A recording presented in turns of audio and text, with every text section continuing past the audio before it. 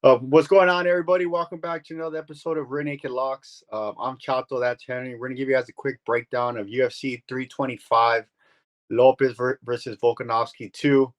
There's a lot of fights in this card, a lot of low-level fights in the beginning, but the main card is super stacked. Back-to-back numbered events. How you feeling about the card, Henry? I'm excited to be back. It's always a good weekend when we got some fights, you know. So the quality of fights is pretty low, but it should be violence. I love it. I love it. So, let's jump right into the first fight. All right, man. We got in that first fight. We got the rematch. We got Alexander Volkanovski versus Diego Lopes. The first fight was pretty competitive. I mean, Volk did take over in the later rounds, but I mean, Diego Lopes had his moments. He landed a few knockdowns. He seemed a little hesitant in that fight. I mean, he comes out with that same strategy. I mean, Volk's gonna dance on him. I mean, as long as his durability holds up. But I'm confident that Lopes is going to come in here. Now that he's a little bit more experienced, a little bit more seasoned, he's going to come in here more aggressive. And I just think Volkanovski is not going to be able to handle the pressure. I think Lopes is eventually going to find that off switch and put him out. So give me Diego Lopes via TKO. Yep. I'm gonna have to steal Henry's pick on this one. I want to preface by saying that Volkanovski is one of my favorite fighters, man. I feel like if he beats Lopes, he finally surpasses Jose Aldo, in my opinion. But I told you guys I wasn't gonna pick fighters based off my heart, you know. So I'm gonna go based off odds, money, and style. So give me Lopes by vicious KO here. Let's not forget in the first fight, Lopes did drop Volkanovski twice. Uh, Volkanovski's 37 years old. You know, like he's there to get hit. I think if Lopes has stick drift and he goes forward and like he pressures Volk, he's gonna get him out of there. Um, so give me Diego Lopes inside the distance. But I am going for Volkanovski though. Yeah. I mean, it's a sad day for the legend, but you know everybody gets old eventually. I think the young dog gets it done. But with that said, Diego Lopes, our first, where he's our official Bark Alley Bangers. Technically our first one because Michael Johnson was our original one for last week, but I got canceled. So here we are. Diego Lopes plus 126 odds. Yep, I think he gets it done. I mean, he's quick, he's explosive, he's got good jiu-jitsu, um, durable. I just think he could beat Volk as long as he's aggressive. Yeah, I agree, man. The Bar County Bangers play is for fighters that are gonna fight for your money. You know, like look at Lopez' last fight. He bit down, got wobbled. Um, he has a lot of pressures Lopez and fights the way he fought in his last fight.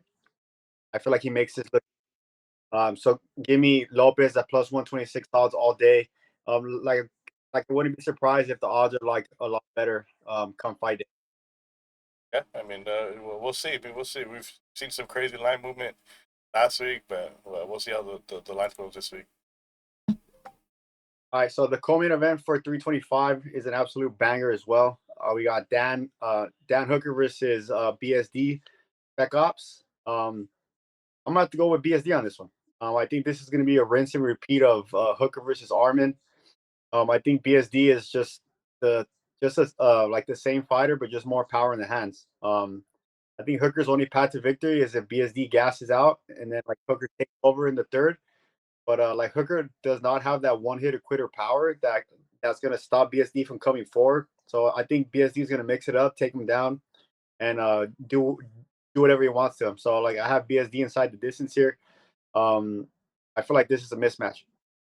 Yeah, it's just a weird fight in general. I mean, I feel like both fighters should have got different matchups. I think Dan Hooker probably should have been fighting for the BMF title. You know, he's always accepting tough fights. He's puts on exciting fights, but I mean, there's glaring weaknesses in his game, and BSD covers all of them. I think BSD can hang on the feet with him because of his ability to mix in the wrestling, and I think that's gonna be the difference here. I mean, we saw how worried Hooker is with the wrestling when it came to Michael Chandler, Armin Sarukian. Plus, he jumps Gilly. You can't jump Gilly in a high level fight. I mean, most of these guys know how to get out of it, and I think BSD is gonna get out of it if that comes up. But give me Benoit Saint Denis by sub. I can see it. I can see it. All right, then next up is probably the most exciting fight on the card. We got Rafael Fiziev versus Mauricio Ruffy. I don't think either guy is going to shoot for a takedown, and if we do see a takedown, it's going to be from Fiziev. But He's not a wrestler. His cardio can't support wrestling. He cuts a ton of weight. I think it'll be a striking fight. We saw Fiziev, beat Bahamondes in his last fight, but it just seemed like a super hesitant Bahamondes letting Fiziev fight his game. Whereas Ruffy, he could move forward the entire time. I think that's gonna give Fiziev some problems, just like Gaethje did. He crowd him, put the jab in his face, put the kicks in his face, and I think Fiziev's durability is a little questionable too. So I think Ruffy's gonna hurt him a couple times, and he's gonna win the decision. Yeah, like I'm gonna have to agree with Henry on this one. I think Ruffy's gonna win. Like I feel like he's gonna have the bigger moments in this fight. Fiziev does not have that one hitter quitter power like Ruffy does. Um, all of Fiziev's big finishes have been from volume, like just wear and tear, and then like he eventually does enough damage and like they drop. And like I feel like Ruffy's gonna have a lot of spectacular moments. Like I wouldn't be surprised if Ruffy drops Fiziev multiple times in this fight. I got Ruffy by decision, unfortunately, just because I feel like Fiziev is gonna shoot and like he is gonna try to make this a boring fight. Like after he realizes that Ruffy's the big Ruffy's the real deal. So like I have Ruffy by decision all day right here. So Ruffy. All right, next up we got a heavyweight banger here. We got Tai Tuivasa versus Teixeira. Man, this is one of those fights where I could tell they're using Tuivasa's name value to try to boost Talison's stock here.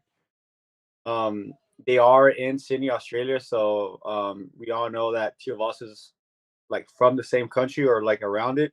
But that being said, like I do have Tatis in here. I feel like Tatis just has better hand speed, better footwork. Tuivasa is there to get hit, and Tatis hits hard. But unfortunately, like I am hoping that Tuivasa wins, but I just can't see like a way that Tuivasa does get it done. So I have Tatis by KO, round one, vicious KO here. Yeah, it just I don't understand the matchup. I mean, you would think they would want to get Ty a win here. I mean, they're giving him a striker, but a super long striker that's gonna pick Tuivasa apart at distance. We saw him struggle against Volkov. We've seen him hurt to the body multiple times with teeps. Allison throws a ton of those. Unless Tuivasa closes the pocket and lands a vicious hook, I just don't see how he's able to outstrike Teixeira on the feet. So I think Taliesin dominates here. I think he wins by TKO. I'll give Ty some credit. He's pretty durable, but I mean, this guy, he got finished by Tybora in round one. He's been finished in round one multiple times. So I'll give him credit. Let's go round two finish. Round two finish. Put that prop in. Get it.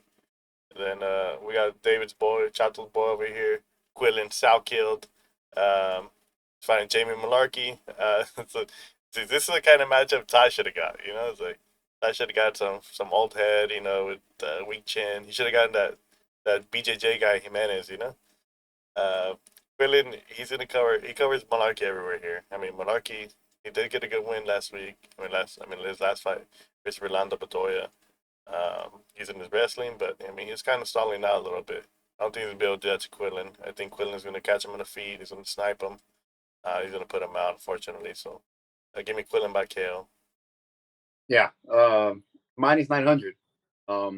That's a steep odds, but I can see why. Mullarkey has been finished, and he's been finished bad. That kid is nasty striking. He has a good gas tank. His takedowns are good. Dude's durable, young, and hungry. And I'm expecting a nasty knockout here. I was gonna parlay Salkilld, but parlaying a minus 900 fighter, that just seems like a recipe for disaster. But I think he gets it done in round one. Vicious highlight KO again. Um, yeah, this is just one of those fights where they're using Mullarkey's name to boost Salkilld. So give me Salkilld round one KO.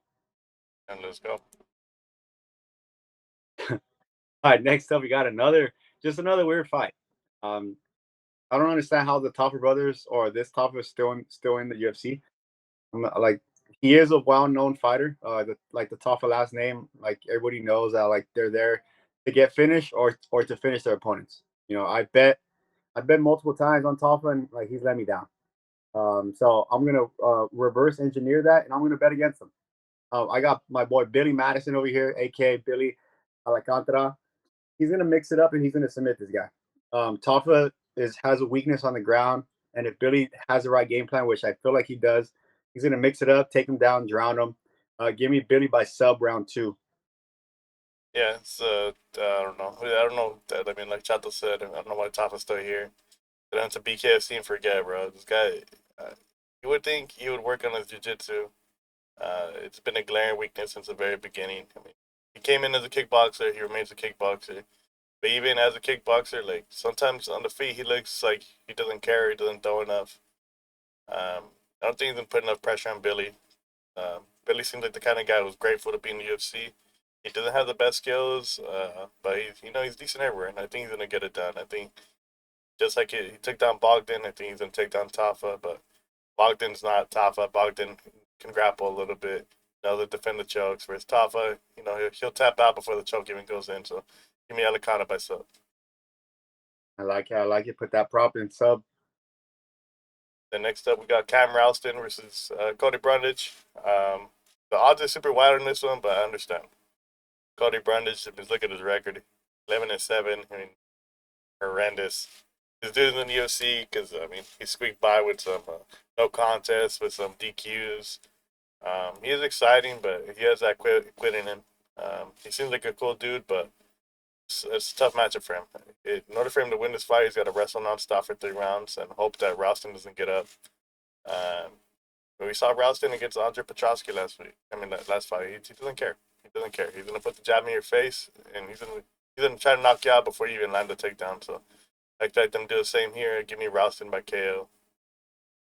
Yep, another pick. I'm gonna have to steal from Henry. I think I think Ross is just gonna pressure him, pressure, and then like eventually he's gonna find that off switch. Brundage, like he does have some good fights, but he's super inconsistent. Record is horrendous. He's like a male version of that female fighter, like Angela Hill. Like she has good performances and then she has shit performances. Like she looks like she's gonna be a champ, and then like she looks like she's never gonna touch the belt. And like it's the same thing with Cody Brundage.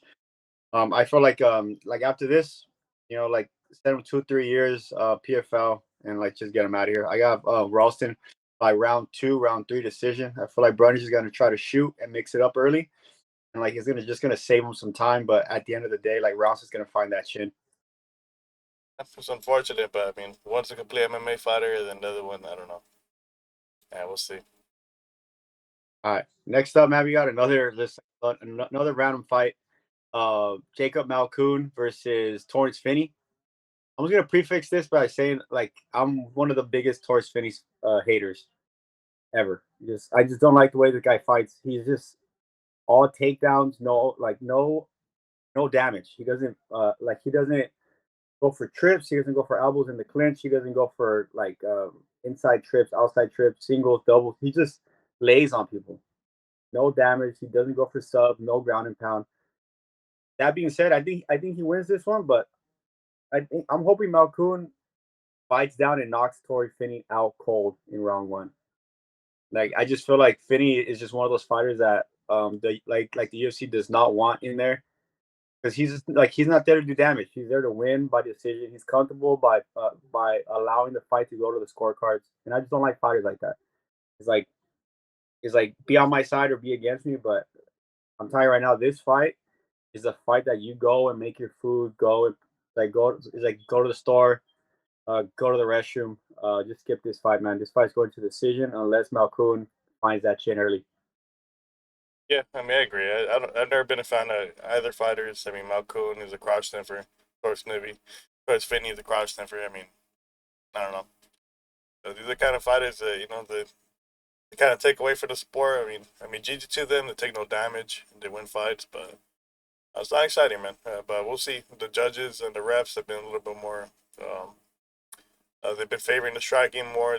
We saw last week with Song Yadong and O'Malley. Song landed a takedown. Judges didn't care. So it'll be interesting how the scores fight. I'm gonna go with Finney though. Malkoun hasn't fought in 2 years. His last win was where Petrosky knocked himself out by hitting his head on his hip. So I don't know. It's hard to judge where that is, but I think Finney trains hard. I think he's motivated. We'll see if he comes out with a more aggressive game plan. Maybe go for some ground and pound. So give me Torres Finney by decision. Or pissing shit. Then next up we got Micallef versus Oban Elliot. It's a close fight. It seems like the UFC really liked this fight. It's the second time to put it together. um, I think Micallef's gonna get it done though.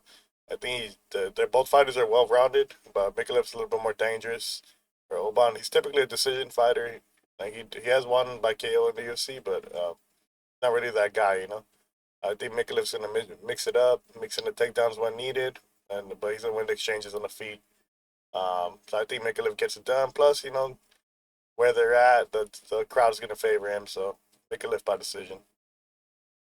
Yeah, man. Yeah, like I'm a fan of Elliot. You know, like he let me down against Cole, but I think nobody knew how good Cole was. That being said, I think Micallef is better everywhere. You know, like I think styles make fights, and this is a bad stylistic matchup for Elliot. Micallef is dangerous on the feet, dangerous on the ground. Um, like Elliot is a good MMA fighter, but like I said before, like Micallef just outscores him in my opinion. The aspect. So I have Micallef by submission. Like he's gonna pepper him, drop him, club and sub here. I have Micallef inside the distance all day every day. But I am a fan of Elliot. But like again, like I'm not putting money on like on fighters I care about. So just run it. 100%. All right, next up we got my boy Ofli. Dude, Ofli is a dog. I wanted him as our official Bark Alley banger. This guy's a dog. This guy is a straight goblin. He is the goblin that is in charge of Harry Potter's gold. This guy's nasty. This guy mixes it up. He's durable. I like fighters that get rocked and come back and win fights. That's the definition of a Bark Alley. And he's gonna fight this guy that's extremely dangerous on the feet. Like off camera, like Henry says, like what if the fight stays on the feet? It's like what if? Ain't no what if. Ofli's gonna eat some damage. He's gonna walk through that, take him down, and drown him. Drown him. I got Ofli round 3 submission rear naked choke. Ofli's gonna like the prop here is Ofli. It's like the fight to land 1 takedown, and then Ofli round 3 sub. Put it in right now. I mean, not to disagree with Chato too much here. He's an awfully whisper. He's told me to bet on this guy. I picked against him in the last fight on our video, but I'm not gonna lie. I did follow Chato on the props. I did bet him by sub in his last fight. Cash for me. But I'm gonna fade him again. I just think he's a little bit better on the feet, and I don't think he's gonna play too much on the ground. But I mean, we'll see. I'm gonna take Yizha by decision in a closely contested fight where Yizha just wins the moments on the feet. But like I said, I mean, Chato's a hopefully whisper. So I mean, if you're looking for a dog, I mean, this might be one to look at. All right, Ofli. All right, now we're starting to get into the fight set. Um, yeah, this is some low level stuff right here, some regional level MMA. I do have the records wrong. These are like the UFC records. But I mean, regardless, I mean, we know who they are. We got our picks. Here we got Kim versus Marfan. Kim is more the grappler of the two. But they both can grapple, but Kim is more is looking for the takedowns from start to finish. He kind of fights like a zombie and like an uncle, you know. He's durable. He's got that old man strength, but I think Marfan keeps it on the feet and he wins by decision. But it's a close fight. It's a good matchup. Yeah, like I agree. Like it is a good matchup, but like I'm about to go with Kim on this one. I think Kim's gonna push the pace, make this a boring fight, and win by unanimous decision 29-28. I feel like this fight has doesn't really have a lot of finishing ability. Like unless Kim gets caught early. So like I have Kim. Give me the underdog by decision here. Yeah, I mean, it might be a good strategy to bet the underdogs here, but yeah, we'll see. All right, next up we got Nakamura versus Szalay? Szalay. I'm not gonna lie, I did look up Nakamura because I thought it was a other Japanese prospect that lost his money in like in Premium. into, but it's not him. It wasn't him. Not him. This guy, like, no offense, he looks like one of those K-pop guys. He just looks like his face doesn't really match his body, but he is a grappler. Like some of his fights, like he does have good moments, but I feel like the level of competition wasn't really there. I have Sicily. I have Sicily by KO here. I feel like he's just a better striker. He doesn't have a lot of takedown like offense, but like I feel like he's quick enough and like has good cardio enough to like sustain the takedowns. So I'll have Sicily by KO here. But like who knows, man?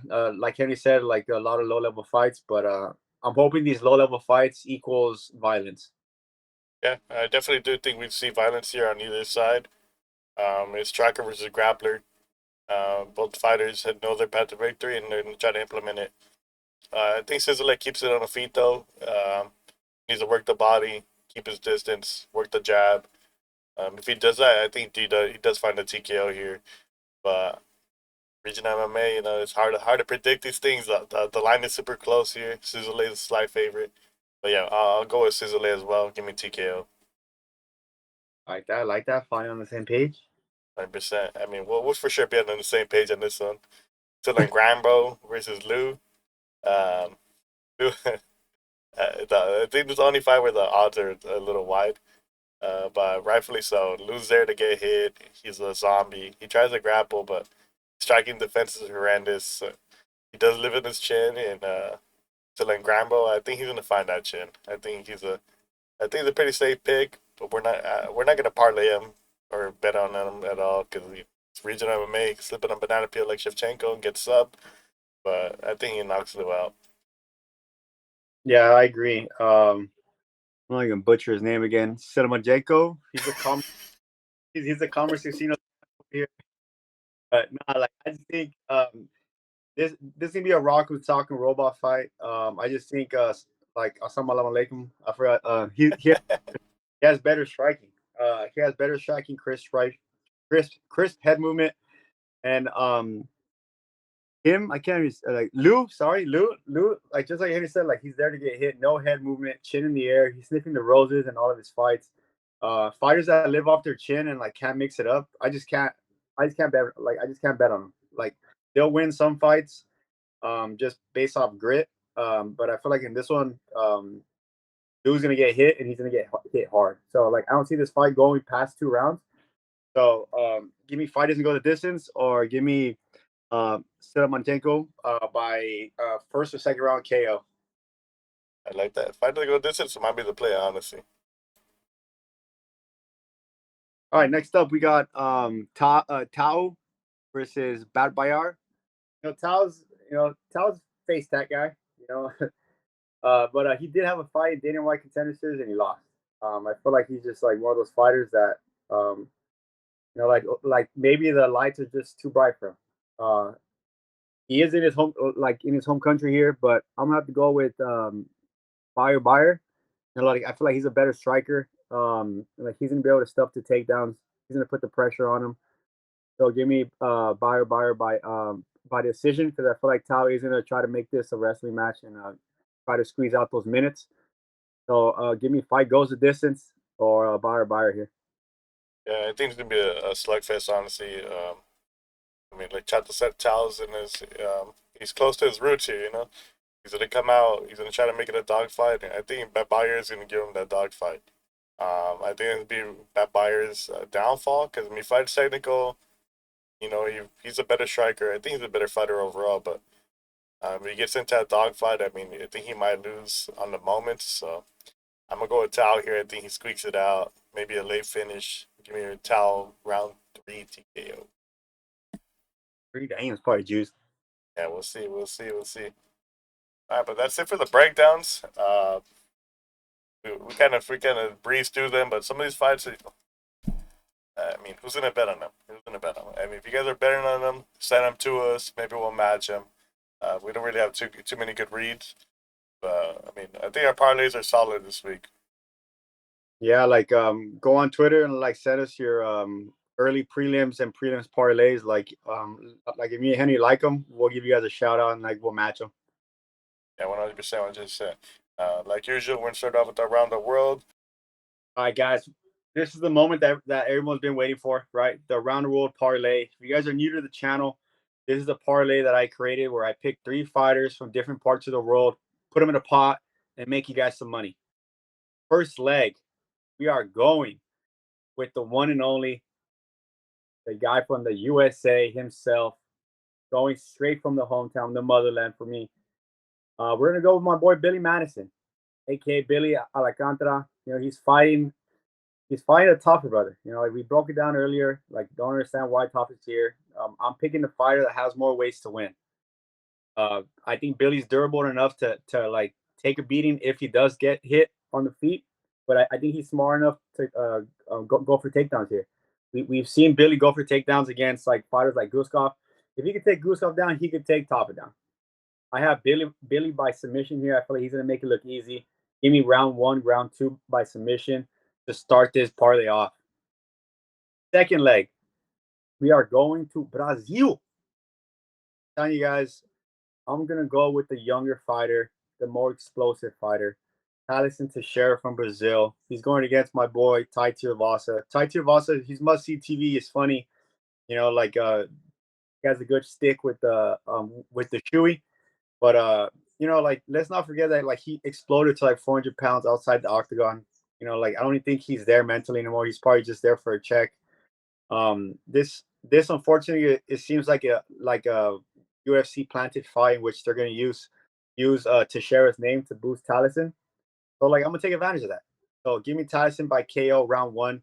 Tuivasa is there to get hit, and I feel like Taliesin is going to do exactly that. I think he's going to make this look nasty, either body kick KO or a nasty overhand right KO round 1. All right, the third and final leg, and honestly, I feel like the lock of the century. I'm going with the France Special Operations BSD. We just don't forget that we just saw Hooker get dominated not too long ago, and BSD is the exact same fighter, exact same style fighter. Pressure, takedown, heavy shots. You know, like Hooker is too much on the defense nowadays. You know, like he says, like he's BS, like he wants like the BMF title. Like he wants fighters that are gonna stand and bang with them. I think BSD is gonna oblige, but then he's gonna mix it up. Like he's gonna take him down either ground and pound KO or submission. I feel like this is a bad matchup for Hooker, so like I'm gonna take advantage of those odds. Give me BSD inside the distance by KO or knockout. I mean by KO or submission. Um, all 3 fighters that I picked have a significant advantage like against their opponents. If you parlay these 3 fighters, USA, Brazil, and France, you get plus 142 odds. But if you guys are feeling dangerous, I'm confident that all 3 of these fighters win inside the distance. Boost those odds up. But I'm telling you guys, put that parlay in early because people like to steal these picks and like these odds get juiced. 100%. I mean, Chato's 1-0 so far in 2026. So, you know, right, the momentum was hot. 1-0, 1-0, going 2-0. All right, man. But it's time for my bet. My bet got absolutely rocked last week. Modesta shit the bed. Patty shit the bed. But this week I'm going with fighters that they do have the superior striking advantage. First off, we got Cam Rowston. I wish the odds were better, but it's Cody Brundage. I mean, we've seen him lose to lesser fighters. I think Rowston stuffed the takedowns, or even if he gets taken down, he gets back up. And we've seen Cody quit, man. I think Rowston's going to find that kill shot. Maybe it's an uppercut, knee up the middle, any of those. But I think he finds a kill shot and he gets Cody out of there. The first parlay we're doing the money lines. We got Cam Rowston money line, and we're going with the Mauricio Ruffy money line. I think Ruffy is just a better striker than Fiziev. We've seen Fiziev lose striking battles before. We've seen him get tired. He tries to implement his wrestling a little bit more now, but he can't hold anybody down. Plus, when he does wrestle, he gets like absolutely exhausted and loses round 3. I think Ruffy's gonna take round 1, and then if Fiziev gives away round 3, dubs are secured. So yeah, give me Rowston and Ruffy at plus 133 odds. I think it's a gift. I can see it. All action parlay bouncing back this week. 100%. If we go on 2, we're changing the name. All right, man. But it's time for our play of the week. The best parlay we've had. Been running since like October, honestly. So this week, we're going with chalk. I'm going with Mr. Jonathan Micallef. I'm fading my boy Oban. I mean, we'll go back on the Oban train eventually, but I think for this fight, I think Micallef gets it done. I think he wins by decision. I just think he's a little better than Oban, at least at this stage. Maybe the rematch sometime down the line, but I think he's gonna win the moments. I think he's gonna win the striking battle. And if it does get to the mat, I think he's better there. So maybe Micallef by decision. Yeah, man, I can see that. Like with Henry's pick, but man, I'm telling you guys right now, my pick was obvious. I got BSD as my lock of the week. I just don't see why they made this fight. I mean, props to Hooker. He does fight whoever is in front of him. But I feel like this is another fight that like they're trying to give to BSD to boost them. Like they must want that France fan base because this fight to me doesn't really make any sense. Hooker just got dominated by a fighter exactly like him in Armin Sarukian. BSD is gonna mix it up. He's gonna oblige the striking, but he's gonna mix this up, take him down. I can see this ending the exact same way, ground and pound or submission. Both these fighters have the ability to win inside the distance, but if you just parlay both of them money line, you get plus 118 odds. Lock it in. This is probably the bet that I'm most confident in. Let's. I'm telling you, we're like this week. I can see us going 3 for 3. Yeah, I mean it's kind of card where like the favorites generally do well. And I mean, typically in these Australian cards, they try to, uh, you know, put lesser fighters to boost up the fighters that they want to win. And I think that's the case here. I mean, other than Lopez, I mean, Lopez versus Volk, probably the toughest fight to call, but we're confident in Lopez to get that done. But as far as our actual parlays, I think we picked the better fighters in all of them. So I think the cash pretty easy. Yeah, man, I agree. Like, there's a lot of well-known fighters here. Like me and Henry did a good job at not picking fighters that like we personally like. Like we use logic and like our breakdowns to like give you guys the best odds. So like make sure to like and subscribe to all of our social media channels. Don't forget to come and interact with me on Twitter. Like I'm always live, just giving the like the play-by-plays. And like last week, because our bets got like all like canceled and like the odds are modified. I was slinging out live bets to everybody. So like if you guys match us and you guys want live bets, make sure to like and subscribe because me and Henry are always cooking bets like during the fights. Yeah, 100%. I mean, hopefully, we don't have to go through a bunch of cancel fights this week, but if there are cancellations, hopefully it's in the fights that we didn't bet on. But yeah, I think we go 4-0. I think we cash pretty easy. Should be a good night. Yep, man. So thanks again, everybody, for the love and support. We're Naked Locks out, man. Like I'll see you guys when we count the cash. Peace, peace.